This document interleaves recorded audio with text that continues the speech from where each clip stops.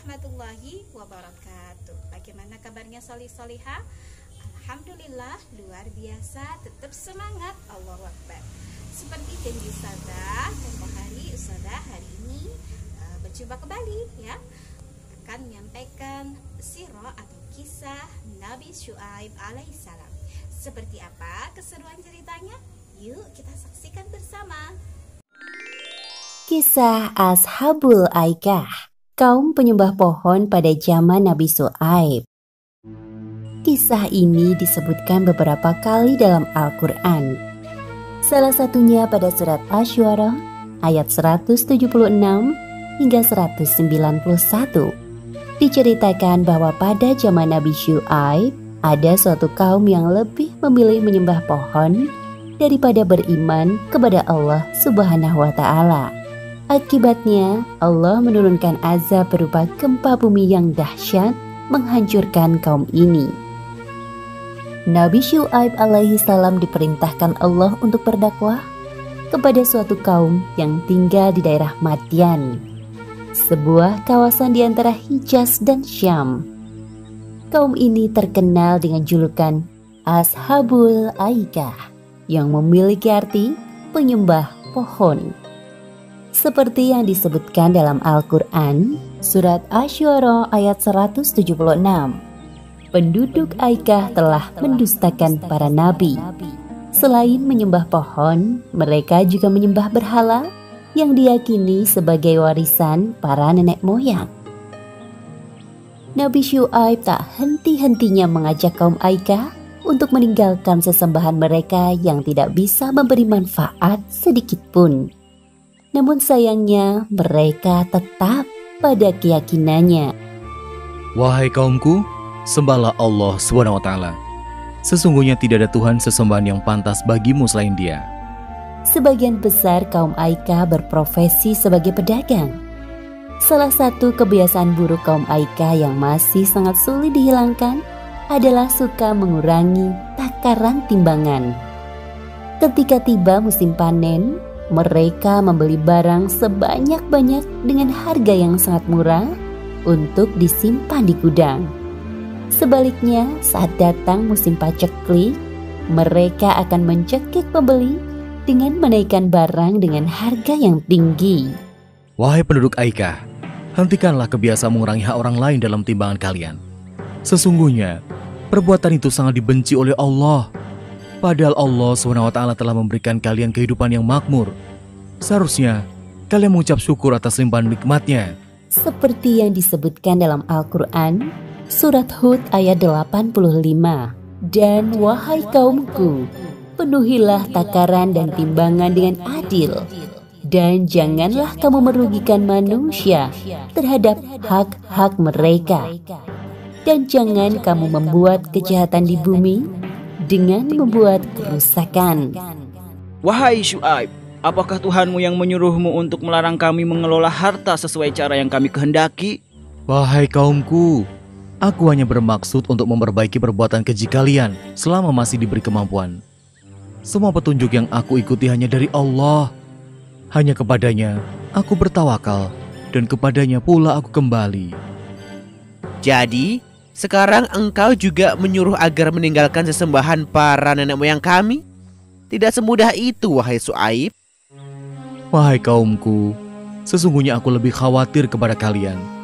Jika kalian tetap tidak mau beriman kepada Allah, Allah akan menimpakan azab yang pedih.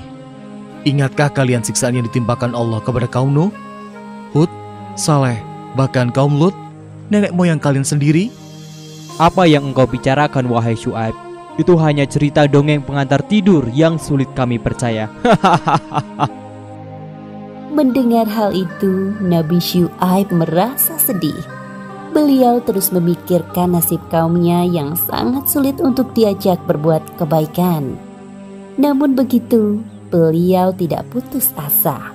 Nabi Syuaib terus berdoa kepada Allah agar kaumnya segera diberikan hidayah.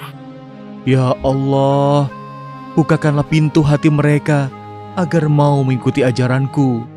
Di antara kaum Aikah yang menentang ajaran Nabi Syuaib, ada sebagian orang yang mulai menyadari kesalahannya. Sepertinya apa yang dikatakan Nabi Syuaib itu ada benarnya. Ya, aku juga merasa begitu. Apa sebaiknya kita tinggalkan saja berhala-berhala itu? Lebih baik kita datang menemui Syuaib agar mendapatkan pencerahan darinya. Tepat sekali, ayo kita menemuinya.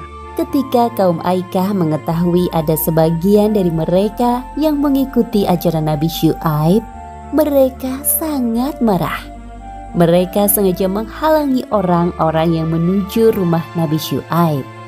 Hinaan dan cacian keluar dari mulut mereka. Wahai Syuaib, pergilah engkau dari negeri Madian bersama pengikutmu. Kami tetap tidak akan menyembah Allah. Jikalau benar engkau seorang Rasul, maka mintalah kepada Allah menurunkan azab itu. Hahaha. Kedengarannya sangat mustahil, bukan? Seperti yang disebutkan dalam Al-Quran, Surat Asy-Syu'ara ayat 187. Maka jatuhkanlah kepada kami gumpalan dari langit, jika engkau termasuk orang-orang yang benar. Perkataan itu menandakan kesombongan kaum Aikah. Mereka lupa bahwa Allah Maha Kuasa atas segala sesuatu. Sesungguhnya Allah SWT lebih mengetahui siapa yang berdusta dan azab bagi para pendusta. Wahai kaumku, sebelum terlambat, mohonlah ampunan kepada Allah, kemudian bertaubatlah. Sungguh, Allah SWT Maha Pengasih lagi Maha Penyayang. Kemudian Nabi Syuaib dan pengikutnya meninggalkan negeri Madian. Beberapa hari setelah kepergian Nabi Syuaib dan pengikutnya, terjadi keanehan di langit. Awan biru berubah menjadi hitam, bergulung-gulung dan bergerak perlahan menaungi negeri Madian. Awan hitam itu menimbulkan hawa panas yang menyengat sampai ke ubun-ubun. Kaum Aikah mengeluh kepanasan. Terdengar suara guntur menggelegar dan disusul dengan gempa yang dahsyat.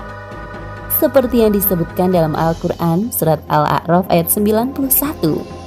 Lalu datanglah gempa menimpa mereka, dan mereka pun mati bergelimpangan di dalam reruntuhan rumah mereka.